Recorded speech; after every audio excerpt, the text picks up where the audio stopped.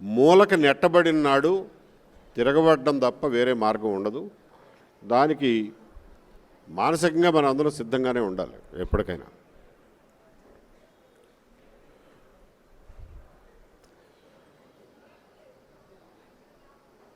కమ్మ వాళ్ళని పేరు పెట్టి, కులం పేరు పెట్టి టార్గెట్ చేసి యుద్ధం ప్రకటించి అన్ని రంగాల్లోనూ, వ్యాపార రంగాల కాడి నుంచి ఉద్యోగ రంగాల దగ్గర నుంచి అన్ని రంగాల్లోనూ అణగదొక్కటానికి బహిరంగంగా నిస్సిగ్గుగా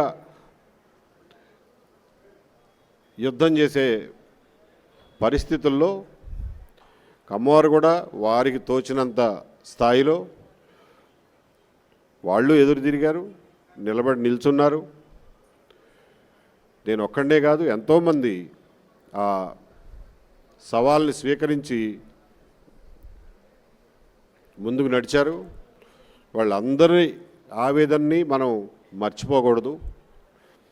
బయటపడకుండా లోపల పడినటువంటి ఆవేదనలు కూడా మనం మర్చిపోకూడదు. ఇంకొక విషయం చెప్పదలుచుకున్నది ఏంటంటే, నేను 30 ఏళ్లలో ఎప్పుడు పెద్ద అప్పట్లో జరిగేవి కూడా కాదు, అవకాశాలు లేవు, నన్ను ఎవరో పిలిచేవాళ్ళు కూడా కాదు. ఈ కమ్మవారి ఆత్మీయ సమావేశాలకు వెళ్ళడం నాకు ఎప్పుడూ అలవాట్లేదు,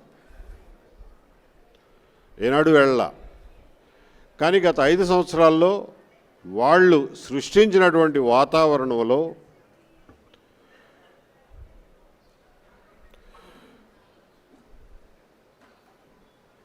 ప్రతి కమ్మవాడు భయపడి డిఫెన్స్లో ఉండిపోయి ఆత్మరక్షణలో ఉండే పరిస్థితుల్ని కలుగజేసినటువంటి ఆ వాతావరణంలో కమ్మవారికి ధైర్యం చెప్పాల్సినటువంటి అవసరం నాకు కనపడింది. ఏం భయపడకండి, ఇది వచ్చిపోయే మేఘాలే తప్ప ఇది పర్మనెంట్ కాదు, నిలబడి ఉండండి, ఫైట్ చేయండి చేతనైనంత వరకు, దీన్ని మనం తట్టుకోగలం, దీన్ని అధిగమించగలం అనే ధైర్యం చెప్పాల్సిన అవసరం నాకు ఒక సాటి కమ్మాడిగా, ఒక సాటి మనిషిగా నాకు అవసరం అనిపించింది. నేను కమ్మాడిని కాకపోయినా కానీ కమ్మవారి మీటింగ్కి వచ్చి మా మాటలు మాట్లాడేవాడిని అని నా మనసుకు నాకు తెలుసు. ఏ రకంగా అయితే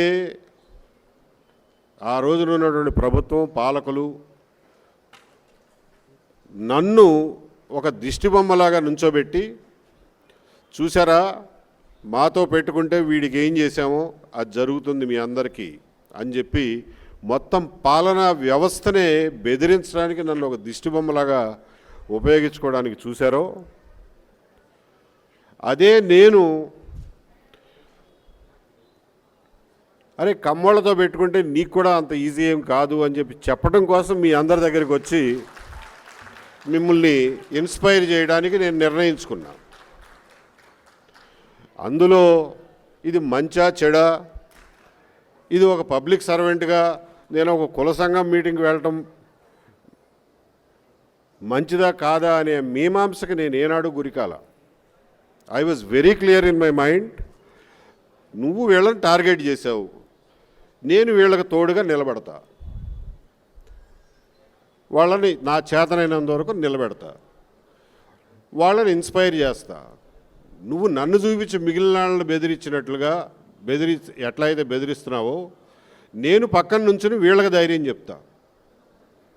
సో బ్యాలెన్స్, నువ్వు చేసేది నువ్వు చేసుకో, నేను చేసేది నేను చేసుకుంటానని చెప్పి మీ మీటింగులకు రావడం జరిగింది. అంతకుముందు నేను ఎప్పుడూ సర్వీస్లో ఈ మీటింగులకు రాలా. సరే, ఆ తర్వాత ఎన్నికలు వచ్చినాయి. ఎన్నికల్లో ప్రతి కమ్మవాడు కొంతమంది ఒక 10-20% పక్కన పెట్టేస్తే కిలో వంకాయలు కొంటే 1-2 పుచ్చులు వస్తాయి. దాని గురించి వంకాయలు కొనడం మానం, తినడం మానం. కమ్మవారు అందరూ కూడా కలిసికట్టుగా దేశ విదేశాల్లో ఉన్న వాళ్ళందరూ కదిలి ఈ దుర్మార్గపు ప్రభుత్వానికి, ఈ రాక్షస ప్రభుత్వానికి, ఈ నియంతృత్వ ప్రభుత్వానికి ఎటువంటి సమాధానం చెప్పారో అన్నది మీ అందరికీ గుర్తుంది.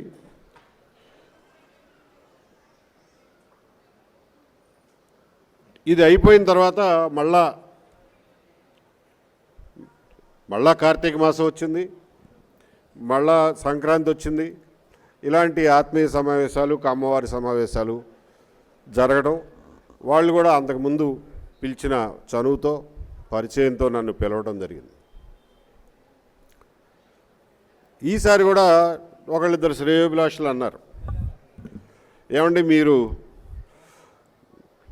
మీ స్టేచర్కి ఇలా కుల సంఘాల మీటింగ్లకు వెళ్తే బాగుండదేమో ఆలోచించండి అని.